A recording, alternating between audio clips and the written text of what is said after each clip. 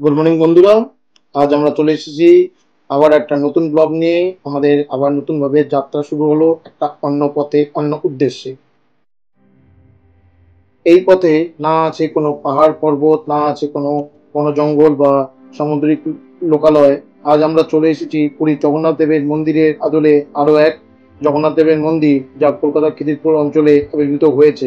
পুরীর মন্দিরের আদলে যার পূজা থেকে ভোজের সময় কাল পাত্র সবই পুরী জগন্নাথ দেবের মন্দিরের আদলেই তৈরি হয়।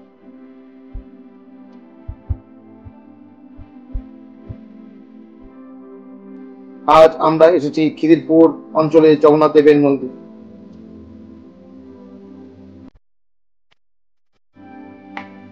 আপনারা দেখতে থাকুন জগন্নাথ দেব মন্দির ট্রাভেল ব্লগ প্রমুখ।